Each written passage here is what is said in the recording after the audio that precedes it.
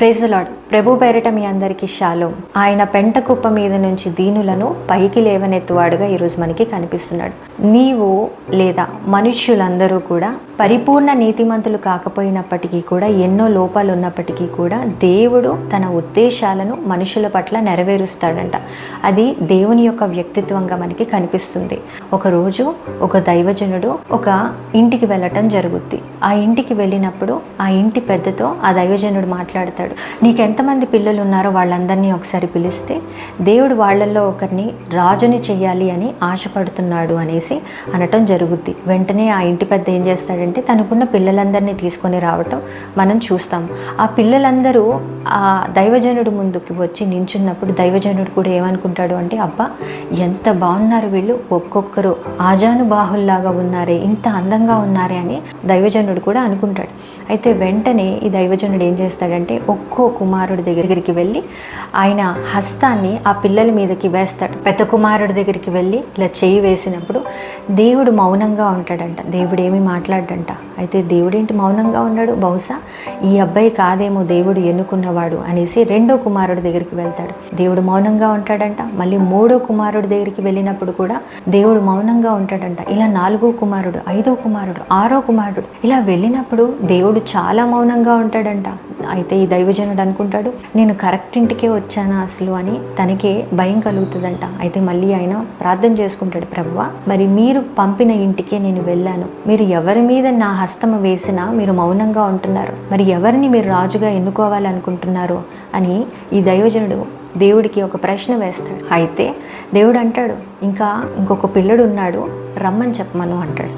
అయితే తండ్రి దాస్తాడు తన ఆఖరి కుమారుడు ఎందుకు పనికిరాని వాడిగా గొర్రెలు కాచుకుంటూ ఎక్కడో బతుకుతున్నాడు, వాడిని ఈ దైవజనుడికి చూపించడం కూడా ఆ తండ్రికి ఇష్టం లేదు.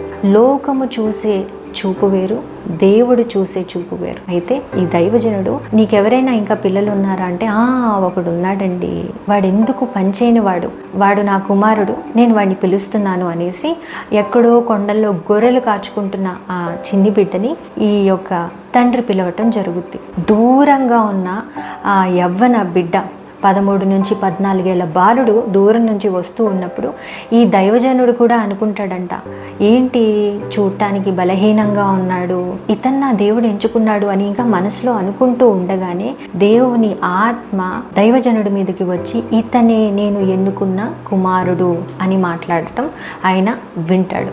ఈ దైవజనుడికి కూడా నమ్మకం లేదు వస్తున్న అబ్బాయి మీద, కానీ దేవుడు ఎన్నుకునే విధానంలో చాలా లోకము యొక్క ఎన్నుకోవటము, మనుషులు ఎన్నుకోవటంలో చాలా వ్యత్యాసం కనిపిస్తూ ఉంటుంది. అలా దైవజనుడు ఆ చిన్న బిడ్డ మీద చూపు వెళ్ళినప్పుడు ఇతన్నా దేవుడు ఎన్నుకున్నాడు అని అనుకునే లోపే దైవాత్మ ఆ చిన్ని బిడ్డ మీదకి అలానే ఈ దైవజనుడి మీదకి వచ్చినప్పుడు దేవుడు ఆ చిన్న బాలుణ్ణి ఇజ్రాయెల్ దేశానికి రాజుగా ఎన్నుకున్నాడన్న విషయాన్ని దేవుడు బయలుపరచడం జరుగుద్ది. లోకము చూసిందండి, అంటే లోకం ఎలా చూస్తుంది అంటే చాలా అర్హతలు ఉన్నాయా లేదా అని చూస్తుంది. మనుషులు పైరూపాన్ని చూస్తే దేవుడు అంతరంగాన్ని చూస్తాడంట. అందుకే దేవుడు పెంట కుప్ప మీద నుంచి దీనులను పైకి లేవనెత్తాలి అని ఆశపడుతున్నాడు. లోకమంతా నీ అర్హతలను బట్టి నీకు పేరుని ప్రఖ్యాతిని ఇస్తుంది, కానీ దేవుడు నీకు ఏ అర్హత లేకపోయినప్పటికీ కూడా ఆయన యందు నీకు విధేయత ఉంటే చాలు, దేవుడు నిన్ను ఆశీర్వదిస్తాడంట. దేవుడు నిన్ను నీ కుటుంబాన్ని దీవించునుగాక. Praise the lord.